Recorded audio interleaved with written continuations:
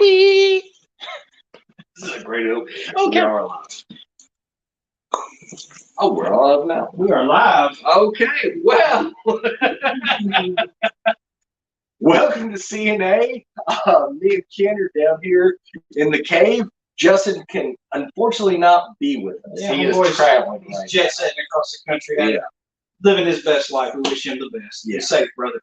How are you tonight, Josh? Oh, I'm doing pretty good. I can't complain. Right. Yeah. I know Josh fresh off of seeing Doctor Strange today. We're going to talk a lot of Doctor Strange. Yeah. For sure. Spoiler discussion? Yeah, I mean, everything we're going to talk about tonight is a spoiler. We're going to talk about Moon Knight. We're going to talk about Doctor Strange. So if you haven't seen either of those, log off and come back and see us again. Yeah, right on. So anyway, spoilers last warning. So let's start with Moon Knight, brother. Oh my God. Moon Knight is its own creature. It's kind of crazy. And the final episode saw us with Stephen and Mark coming together and becoming one, well, not one person, but accepting each other and going to the ends of the earth to save the world. Cooperating and working together, which was really cool. Well, I mean, just jumping ahead, we don't need to go through the whole plot. Let's just talk about it. But the way they jump from Moon Knight to Mr. Knight, you know, the back and forth, it's like, and that was pretty cool. It really was, because it was when one was talking, one costume, when the other was talking, another costume. I bet that had annoyed the shit out of the costume coordinator. Seriously. Like 6 lines. All right, we're going to put him in this. Now we're going to put him in there. I think the magic of editing, they could probably shoot all one and shoot the others and kind of put them together. But I hope so. I mean, it was every 5 or 6 seconds. No, but that was really cool. But, you know, overall, man, I think Moon Knight's going to be toward the bottom of the Marvel shows for me. This is for me. This is my opinion, you know, to each their own. But for me, I was never really moved by it. There was some good shit in it. The last 2 episodes especially. But it you know, took us how many episodes to get there? Pretty much till the end almost.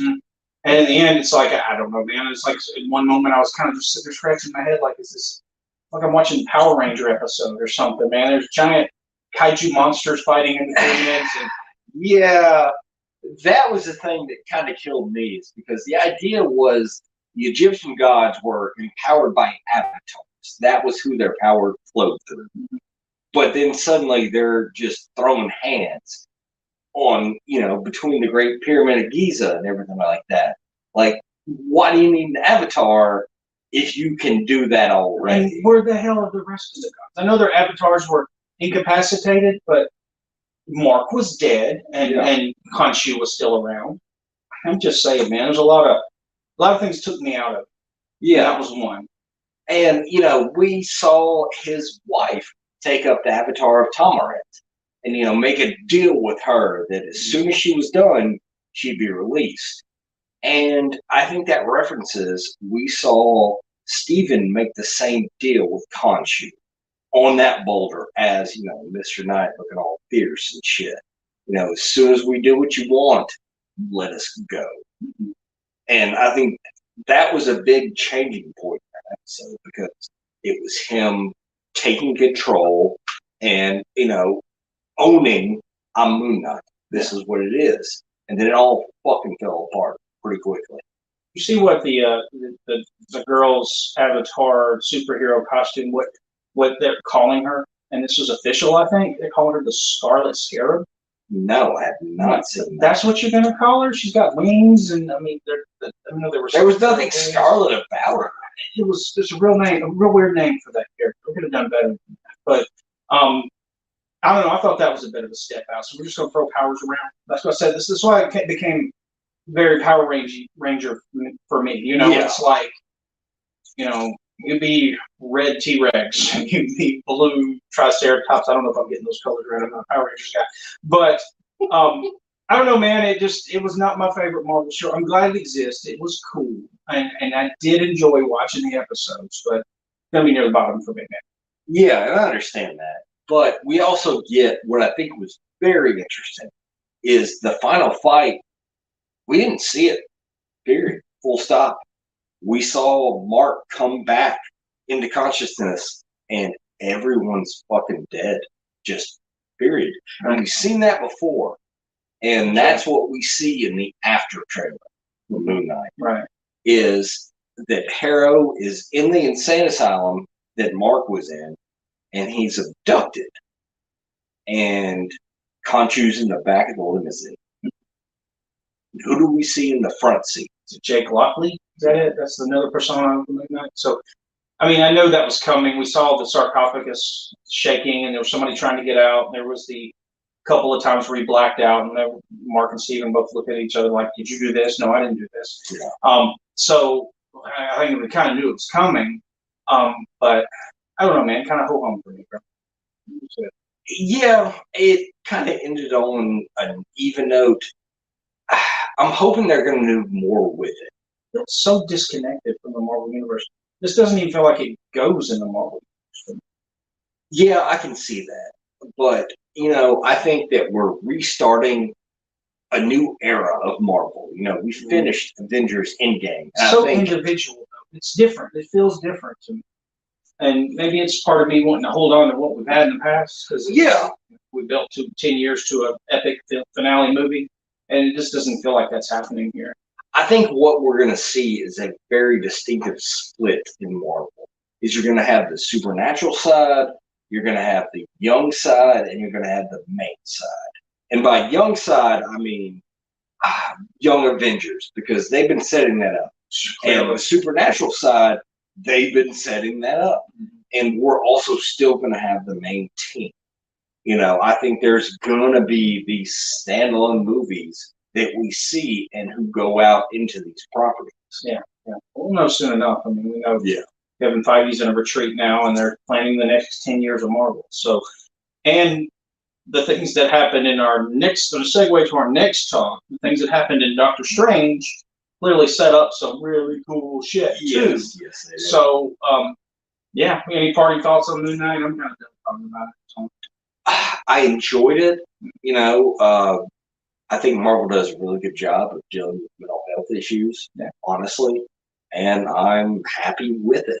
It might not have been everything I wanted, but they did good service to it. You're allowed to love it. Yeah, it's okay. It's all good. So, anyway, check out Moon Knight. It's worth your time. Yeah. I think I don't mean to just completely shit on it, because I think there's some good stuff here. Yeah. Let's jump into Doctor Strange. Doctor freaking Strange. I was not ready for this movie. I didn't expect what I got. Clearly, I didn't expect what I got. I made some speculation. I think the last time we had a show, I talked about what I thought was going to happen and was wrong. So I'll eat crow on that, because I thought we would get. This is your last chance. Spoilers. We're going all in. We're going balls deep here, guys. So I expected a redemption arc for Wanda after the end of WandaVision. She did to these people, and she felt bad about it. I know she had the dark hold, but I figured she'd go after children, and it would be something different. But what the hell, I was wrong. No, yeah. If anybody had on their bingo card Wanda Redemption, I think we all did, and nobody had Wanda villain on their bingo card. Like nobody. Psycho killer Wanda. I mean, she did not play. She killed a lot of people. That moment where she said America Chavez's name and Strange stopped in the apple orchard. Yeah, in the orchard. As soon as she said it, I was like, he didn't say his name. Right. Holy fuck, she's the villain. Right. And that's what they went with. And it was gorgeous. I mean, that is great storytelling. Because she's a sympathetic villain, and that's what you want. Nobody ever thinks they're the villain. They think they're the hero in their own story. Yeah. And I think that's what Wanda thought she was. She wants to be a mother again. She wants her children back, even though they never existed. In her reality, in the 616 reality. Which, by the way, did you gather that they actually labeled the Marvel Cinematic Universe as the 616 universe? Which is a big deal. That is the standard comic book universe, is the 616 universe. So that was sort of a big deal. It was, because the one that he went to was 813, and it was his love labeling them as they go. But yeah, 616 is the main Marvel universe in everything we've been seeing. I think it's important to remember. Yeah, let's dive into this, man, because when this movie started, it didn't freaking stop for me. It was like, yo, it went by very quickly. And it's because it started, you know, within 10, 15 minutes, we were after it. It was, you know, constantly boom, boom, boom, boom, all the way up. So, I mean, let's start with where it starts, man. I mean, we think about what they call the Defender Strange, the alternate universe Strange, the Strange where America Chavez. And that was cool. That was a cool setup for later. It was. And I'm not gonna lie, I'm a sucker for a dude in a short ponytail. Just I grew up in the '90s. That's kind of my jam. I always wanted that kind of thing, but I don't have the hair for it. But yeah, it was perfect. And you have thoughts on the demon that was hunting them. Oh man, in my opinion, I mean, when I first saw it, I was like, that's Cyttorak. You know, that's one of Doctor Strange's favorite moves is the Crimson Bands of Cyttorak. Well, that was a demon made of crimson bands. I mean, even though we learned later that Wanda was controlling it and Wanda had sent that demon, it was like, and it was even fighting like, you know, like the bands are in the comic book. And even in the, I guess in Endgame he used that too, didn't he? Or not Endgame, in Infinity War, he used the bands briefly. I'm not sure. But I was like, holy crap, that's, you know, they don't ever name it or say that, but that's got to be who that is, right? Explain to them what the bands of Cyttorak are, what they mean. Well, it's just it's one of his spells, one of his trademark spells that he uses to bind someone. Like a portal opens in the ground, and those bands that look like that demon come out and wrap up and contain someone and hold someone. So I thought that was really cool. I thought I might be overthinking it, but I don't think so. It's way too close of a coincidence. But no, it has more importance than that. And I think you need to tell people that. It's going over my head. What are you doing? Jim of Cyttorak. Juggernaut. Oh, sorry. Since I didn't pick it up, why don't you take this one, buddy? So we know that mutants are coming to the MCU at some point. We have wild speculations on how they're going to get there. But closer than ever now, though. Yeah. We'll talk about that in a minute. One of the most popular mutants is Juggernaut, and he is bound by the bands of Cyttorak and wields the gem of Cyttorak. And he's an unstoppable force. That's his power. He's not actually a mutant. He's mystical. So he cannot be stopped when he's moving forward at speed. Nothing can stop him. And that's always been his power. Right. Sure. So, yeah, that's a cool future thing, kind of like Madripoor was in Falcon and Winter Soldier. A clear setup for the future, I think. Yeah. I mean, I think Juggernaut's a staple. Oh, of course. It's going to be in the first couple of X-Men movies. Yeah, I hope so. I mean, expect. So, super crazy cool, though. But damn, man, once Wanda turns and gives Doctor Strange the ultimatum, it's like, holy crap. And I mean, she was real quiet about it. That was terrifying. You know, that she was terrifying. Yeah, that just idea of I've been responsible. I've been quiet. Don't let you see me not be that. And holy shit. She showed up at Carmitage, and it was like, they had a brief conversation, but it was like, but she killed so many people. She just, the Scarlet Witch, I know they say unfathomable power, but we really saw it this time. Yeah, this movie really showed us what she can do. And I mean, even through the shield, you know, altering people's minds. It's just cool. That's a nod back to, you know, Age of Ultron, where she got into people's heads, you know, so that was cool that they did that. Yeah, I thought it was great. And that broke everything, and she just came in. You know, oh man, it was a great scene. You know, power of every sorcerer on Earth standing against her, and she just walked through like it was nothing. I'm going to talk about Wong too. Wong is the Sorcerer Supreme. I love it so much that Doctor Strange is not actually the Sorcerer Supreme. Wong rubs it in his face a little bit, but I mean, he can kind of hold his own, man. He's powerful as hell. He is. He's a vamp. I mean, really. And I love that, he, like you said, rubs it in strangers' faces every now and then. It's tradition to bow before the Sorcerer Supreme. Mm-hmm. Because this is one of the things that is personal to me. I forget a lot of times that there's a 5-year gap in these movies where Thanos snapped people out. Mm-hmm. And everybody who wasn't snapped out just went on with their lives. And then suddenly came back like nothing had changed. And that was the opening of the movie. Mm-hmm. It's Strange going to Christine's wedding. But it's also, that's the reason Wong is the Sorcerer Supreme, because Strange vanished. Right. And things have to go on. And I think we forget that a lot, or just personally, I forget that a lot. But I'm glad that the Marvel Universe is reminding us of that. Mm-hmm.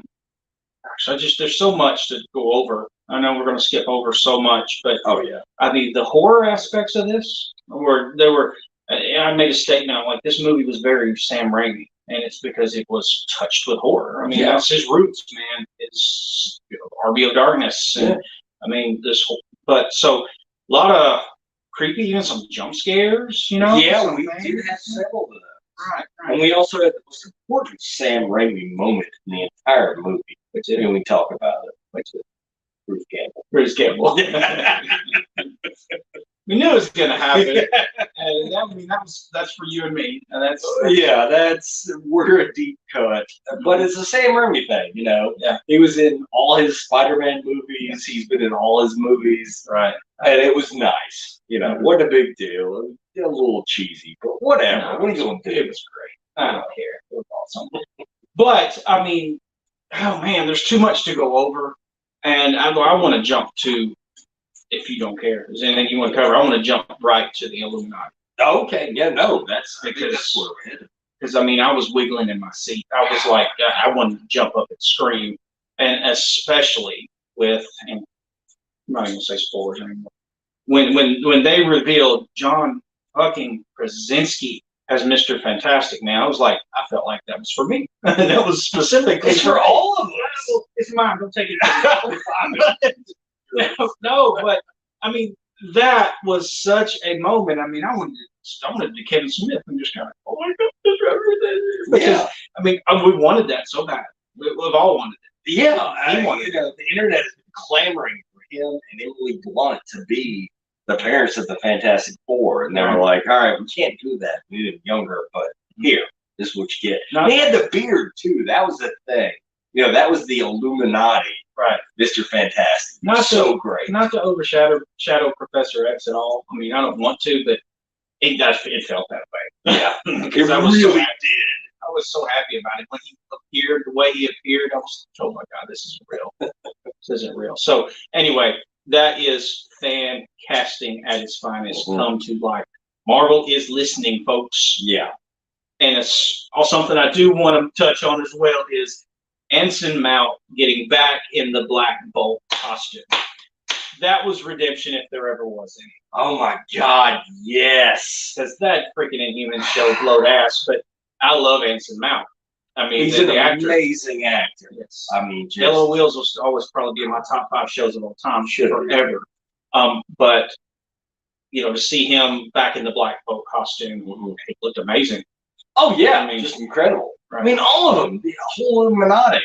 It's just God, and Captain Britain or Captain Carter. I'm sorry, not Captain. Jumping ahead. Right. Yeah, Captain Carter. Her actually physically in the costume. Haley Atwell as Captain Carter. We know she voiced the character, and her persona's been in the comics for a while now. They try using her face for it and all, but first time physically in the costume. I mean, I really hope somewhere out there's a picture of her. Steve Rogers, shields up, just taken like random. Because I mean, come on, who wouldn't want that on a poster on their wall? But and we have a new Captain Marvel, and then that was Rambo's mother. Okay, that's who that was. Monica Rambo's mother. Yeah, okay. She was in the Captain Marvel movie, the first Captain Marvel. Yeah, so it was just her mom that was, I can't remember her name, but she was Rambo. I don't remember her first name. Her daughter's Monica. So, which was really cool. That goes back to that. And I know there's a lot of hate for Captain Marvel movies, but I don't feel it. I like the movie. Great. Yeah. So, that was really cool too. And I mean, not to let's go back to Professor X, because this was I loved this Professor X. He was very kind. He was very thoughtful. He wasn't like the Professor X that we were getting in the Fox movie, especially by that last one. And he was like, he was being such a dick to Wolverine. And it was like, this one was the Professor X. He was kind. He was so kind. He ran an orphanage. That was what I got the feeling from. You know, people that were like him, who'd been, you know, left out of society. That's who he wanted to protect. And I mean, come on, we're '90s kids. The yellow floating chair. That chair. God, that's so good. More fan service, but the way he considered Strange and gave Strange the second chance. It was just like, man, it's just good shit, man. He flat out told him, you know, like, if you escape this room, this is what you have to do. You know, right beside Baron Mordo, who wanted to murder him. Right. Which was cool that Doctor Strange sniffed that out. Yeah. But, I mean, can we talk about Raimi's character work here? Yeah, of course. Because, I mean, I feel like he understands these characters. That's one thing I came at the end of this movie was, he understands Doctor Strange. He understands Professor X. Yeah. I mean, I felt like there was an understanding for the characters that you don't always get. You know, I always draw parallels to Joker. Not everybody understands the Joker, and then you make a Joker movie, or you make, have a Joker in an animated series, or here or there. It's like half the time he's somebody else I don't recognize. He's just a laughing psycho with white face. Versus actually understanding the Joker. So, just to kind of parallel the character work, I think it's important that someone understands what they're doing. Ryan Reynolds understands Deadpool. Oh yeah, I mean, another parallel. So I think Raimi understands Doctor Strange, and I think I understood that from one of the first scenes. Yeah, when he's, he always struggles with his narcissism. And, I mean, take that from me. Take that, because we had this discussion earlier about Doctor Strange and who he is and that sort of thing. Well, Doctor Strange is an interesting character because it's always been about him trying to strive for his humility, in my opinion. Mm-hmm. You know, he was the best at what he did, and then he lost that just completely. Not even a little bit, but could not come back until he hit rock bottom.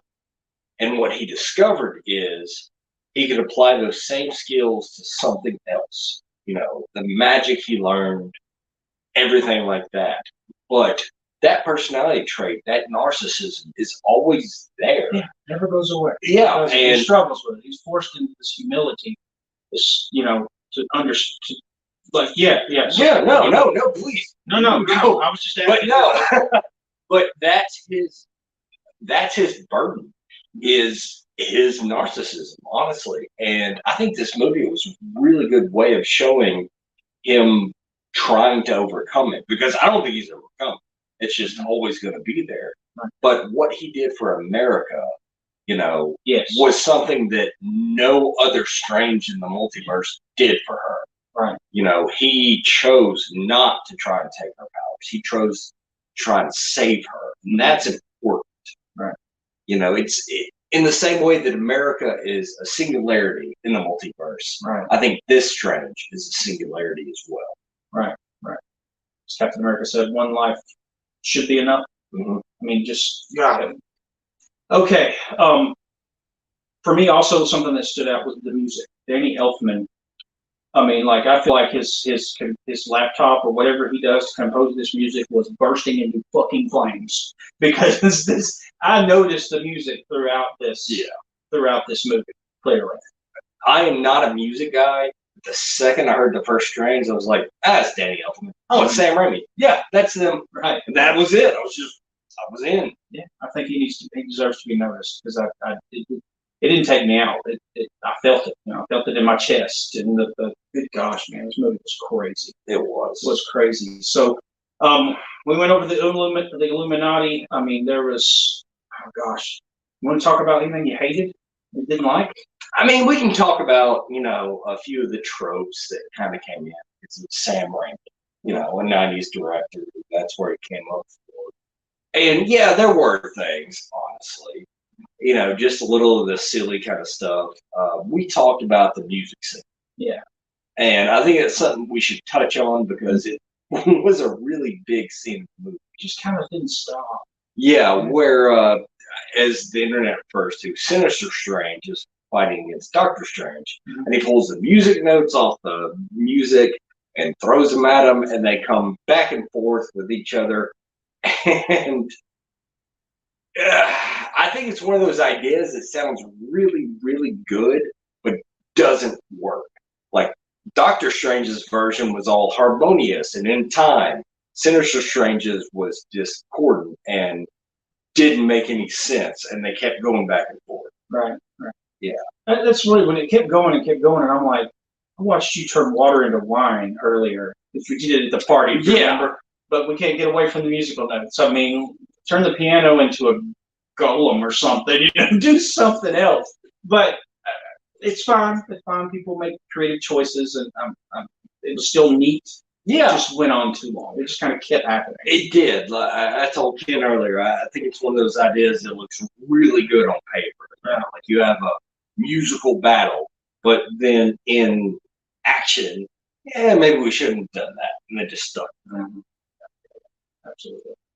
But, oh gosh, man. I mean, let's get to the climax. Let's get to the finale where, I mean, America came into her powers. Oh, yeah. She started learning her powers. That was probably her thing, and part of the reason everyone was after her.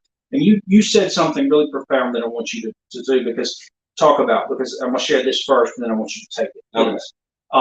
The America Chavez character felt really, is touche the right word? Maybe not.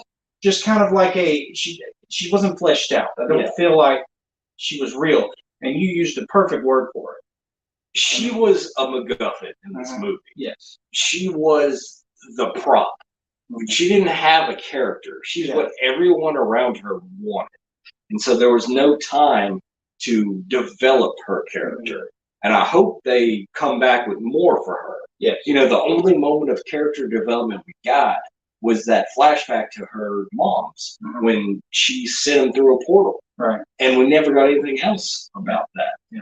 But she was not a character. She was just there, and she was being chased, and they wanted her for her powers, and that's like all she was. Yeah, 100%. And I guess that part of me had a problem relating to her. Not, I mean, not that I didn't care about her, but I kind of didn't care about her because she didn't feel real. Yeah, no, there's nothing wrong with not caring about her because she wasn't a character. That's the thing. Yeah. You know, when you do this with, objects, the Maltese Falcon and stuff like that, it's fine. But when it's an actual person, it's the exact same thing.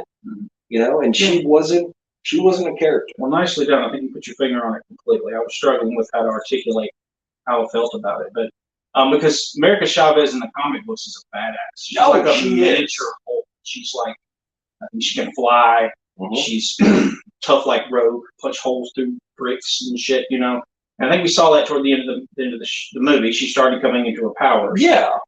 Which was cool. Which was really cool. So I mean, there's clearly going to be more of her in the future. Oh, of course. I assume she's going to be, the young Avenger. She's a young Avenger. I mean, yeah.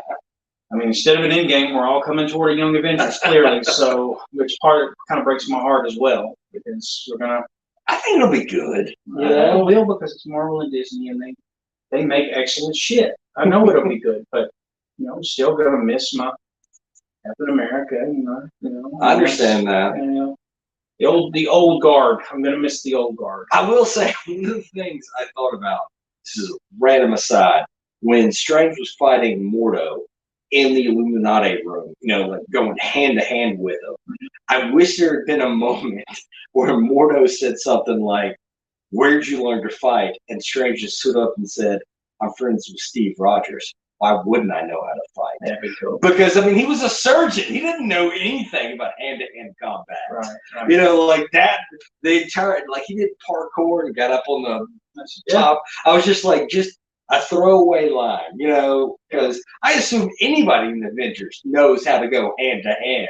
Yeah. Powers aside. Right. But that's another good point to kind of touch on is Doctor Strange has really come into himself now. He was so uncertain in the last movie. Endgame, he showed up, and he did some badass shit against Thanos. But this one, he is a sorcerer. I mean, he's all in. This is who he is now. So, I don't know if that makes sense what I just said. No, it does. I don't know. Overall, man, I think it was a great ending as well. I mean, I don't know how else you stop the Scarlet Witch except show her, you know, put her in front of her kids like that. Yeah, I mean, God, let's just go back and talk about her as a villain. I mean, Marvel didn't pull any punches at all with her. Once she became the villain, they were just gloves off. And I mean, I was sitting next to kids and it was kind of, I heard them gasp at certain moments. And I was like, maybe you shouldn't bring your kids to this movie at this point. Kid, I seen a meme. I wish I'd thought of this, but said, Wanda in mom jeans and bare feet kicking everybody's ass. And that's what she did, because she took over the other Wanda and she was in mom jeans and a t-shirt and crawling out of the freaking wall. And I mean, it's like, oh God, this shit was crazy, man. God, so with that, just ring style coming out of it, broken arms and then corrects herself. And sorry, I don't know if you kids are old enough or young enough to remember that, but it was terrifying back in the day. Mm-hmm. I don't know about you, I unplugged my TV at night for a few times when I went to sleep. Yeah, same here. Just talking shit. I'm actually not. Fuck that. I'm not trying to get eaten by a Japanese demon, man. Okay, fair enough. What? I mean, I wanted to talk shit, but man, I mean, Stephen King's Cat's Eye, I didn't sleep for like a decade when I was a weird, kid. like feral. This is a whole different side. That's a deep cut. You're thinking of Sleepwalkers. I'm talking about Cat's Eye, where the little guy came out of the baseboard. The little bitty green guy came out of the baseboard, and the cat would fight him. I do not think I ever read that Stephen King. You can watch it, but I'm not watching it with you. Oh, you sure you won't cuddle up and do it? I'm scared. Don't touch me. I rub your nipples. Oh my God. It's not weird until I get a little bit, me. Okay, anyway, so so we always go, isn't it? Right, Yeah, it gets weird. It's fine. Doctor Strange. No, she went just hard in the paint against the Illuminati. Mm-hmm. And God, it was brutal. I mean, yeah. Black Bolt blew his own brains out. I was not expecting that. Nope, me neither. It was good God, it was freaking, it was horror. It was horror. Yeah. I'm not sure how that scene didn't push him into an R rating, honestly. Because she unspooled Mr. Fantastic into rubber ropes, I guess. And then his head popped. Yeah. His head popped. Yeah. And then she cut Captain Carter in half. Which broke my heart. And yeah, that's what she did. Just, we didn't see it, but we saw the slide. Mm-hmm. And God, that scene was just brutal. I can't still now think about it. I'm like, God. I'm ready to go see it again. I want to see it again. I want to see it soon, so I can kind of wrap my head around it again. But let's talk about the stinger at the end. I mean, a lot of people were like, "Who the hell is that?" Yeah, that's a big one. And myself as well. I didn't know who the hell that was at. Mm-hmm. I called Ken and asked him, "Who the hell is that?" Clea is an important character to the Doctor Strange mythos, so to speak. I mean, she was a love interest of his. They were together, and then she went away, I think to the Dark Dimension or something of that nature, and came back and actually became an enemy. And then they reconciled, and they were lovers again. And then, as Doctor Strange tends to do, he chases women off, and they become his enemy. We see that with Christine in this show almost. So, freaking, I mean, the star power, the added star power to the Marvel Universe. I mean, we get John Krasinski now. Now we got Charlize freaking Theron. I mean, that's just... She's in it now. And she looked incredible. She looked amazing. She always does. But, I mean, that's really awesome. Yeah, that's really awesome. And Clea is an interdimensional being that can open portals to other dimensions and that sort of thing. And, I mean, they clearly went a place we recognize. Yeah, tell them about that. Oh, you tell them, buddy. That was a segue for you. No, the portal she opened was the dark dimension where Dormammu lives. Right. And we saw that in the first Doctor Strange. So we don't know what's going on with him going in there. And he also has a third eye, which is something interesting. Right. And I made an assumption on that. I don't know exactly what it means. No, I looked it up. Your assumption is correct. You think so? Yeah, there's nothing in. I assumed because the Sinister Strange had the third eye. and he was under the influence of the Darkhold. And so, and Strange used the Darkhold to get into the dead Strange. And so he walked out into the road like, you know, Spider-Man 2, you know, just kind of walking out there. And he's like, ah! He gets a third eye. And it's like, that for me, that was immediately, that's what I was like, the Darkhold is in him. He's going to struggle with what the Darkhold took from him, or he's going to have to pay for using the Darkhold. Yeah, and that's always kind of the rule, not just in comics, but the idea of magic in general. Like, there's always a cost. Magic has a cost. Yeah. And obviously, we're going to visit that. That's something that is generally in the Doctor Strange comic book, that when he casts a spell, there's a cost somewhere. And that's one of the things we could touch on briefly about Doctor Strange and his narcissism. Usually, he pays that cost onto someone else, which causes him to build enemies. Yeah. And so maybe we're going that direction, which I think is great. I think it would be interesting if we see that, especially if he didn't know that's what it was doing, because there was a run in Doctor Strange where Wong actually trained acolytes to take the cost onto themselves from what Strange was doing. Mm-hmm.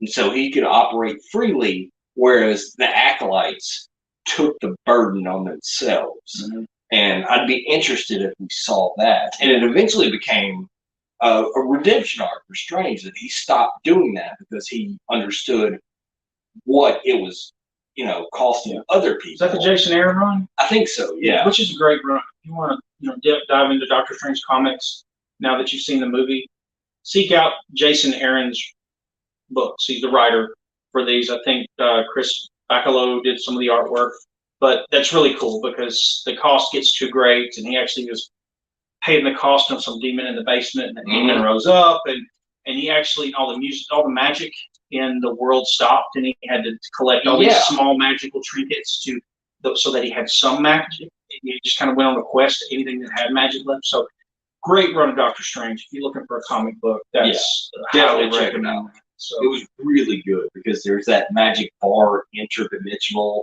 where anybody can access it. I forgot about the bar. It was so cool. I just loved it. Like the worst game in the world.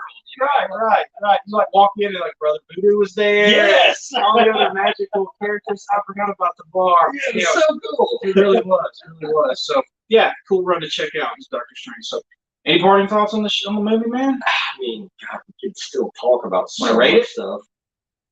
Honestly, it's up there. Probably 9 out of 10 for me. Wow, nice one, man. You know I'm hard on everything, so I'm a tough guy to please, but I still give it a good 8.5. Yeah, I enjoyed myself, and I can't always enjoy myself in the movie, and I enjoyed myself. And you know, I'm a sucker for all magical characters. That's my jam. That's my niche. Mm-hmm. Yeah. So, but speaking of comics, we're going to kind of end with a comic review. You all right with that? Totally. It's something we both read, we both followed. Everybody's followed in this book. Mm-hmm. The Last Ronin, the Ninja Turtle future story, a la Dark Knight Returns. There's no other way to compare it. It is just that. This is the final issue. It ends the arc, the story, but it kind of leaves some doors open, which is really cool. Oh yeah, because I think they'll continue. But really cool story, guys. I mean, this all the 3 of the 4 turtles are gone. There's 1 turtle left, and you learn what happened, and it's heartbreaking at times. It was so brutal. Not your typical Ninja Turtle comic book. No, it kind of goes back to its roots. Those first few issues that were so dark. So Eastman and Laird stuff is definitely showing through. Yeah. Any thoughts on the book, man? What do you think about it? I thought it was great. Yeah. I mean, it's not even sure it's a redemption story so much as a revenge story. It's total revenge story. You're right about that. And it's Shakespearean in the way it unfolds. Yeah. You know, because the main character. Yeah. The main character, what I got the most from it is he's not really interested in the rest of anything. He just wants his revenge. Mm-hmm. You know, and so in a sense, he's kind of cruel. And I know that's a weird thing to say when the hero of the series, but he is solely focused on one goal. Everything else that happens comes because of what he's doing. Right. But he still takes the time to kind of train the next generation. Yes, which was actually April. This book's been out a while, guys. So it's spoilerific here, but I mean, April and Casey Jones' daughter Her name's Casey, and she's actually got superhuman abilities. April and Casey were around the mutants so long that they actually kind of pulled in some of the mutation, and so this girl, she doesn't know what her powers are. She's faster and stronger than most people. And I really like that, that just spending time around them, kind of enhance them. Makes sense. You're breathing the same air. Yeah. And these radioactive or mutated creatures are breathing in air and releasing it. You're in the same room. You're going to pick up the isotopes or whatever the hell you call this stuff. I'm not smart enough to talk about that, but that was really cool. I thought, that it actually people around them developed mutations, which would make total sense. Yeah, but the ending was one of the best things I've ever read. I think so. So love the ending. I love the ending. A lot of people are bitching about it. But, really? Yeah, I've seen a lot of hate because I don't know how else you want it to end. Do you want him to just I don't want to spoil it too much. This is the finale. Everybody's read it, but I enjoyed the ending. I think it was a good ending for the character, for him, for this to happen, and he wakes up this way. And I'm not going to go deep into it because I don't want to ruin it. Because I want somebody to read this book, support this book. It is probably one of the better times to ever be a fan of the Ninja Turtles. It is. I think it is, and I'm a big turtle. Oh yeah, I got Ninja Turtles all over my basement. Just got to meet Kevin Eastman a couple of weeks ago too. By the way, I'm signing all kind of shit. But this is a deep story. This was kind of conceived by Eastman like back in the late '80s, and he never forgot about it. And I went to one of his panels in Huntsville a couple of weeks ago, and he talked about The Last Ronin and how he had this idea, 40 years ago, and it never went away. So he just waited for the right creative team. Tom Waltz, the writer, was his guy, and Tom Waltz has done some magic with the Ninja Turtles. If you've read any of the recent comic books, which you should definitely. Mm-hmm. Turtles right now, their run is amazing. It just read it seriously. Yeah. But no, it's hard to stick away, and this comic definitely, 10 out of 10 sticks to landing. Yeah, it's great. Yeah, I love it. I can't get enough of it. I have a costume of it, so I built my Last Ronin costume. So big fan of it. But anyways, read this book. Big shout out to Camelot Books and Comics in Coleman. Mm-hmm.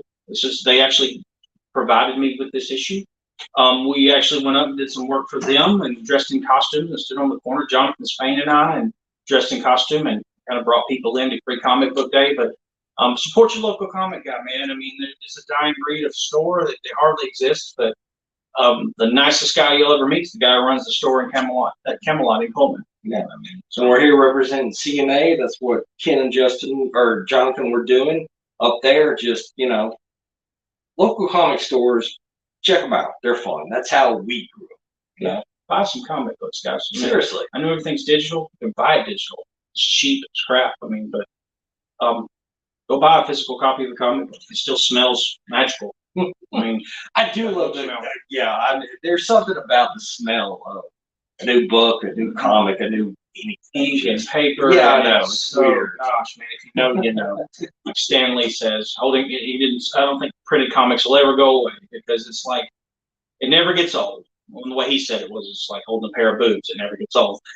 That's not what I said. That's what Stan Lee said. But I agree. But, no, it's beautiful.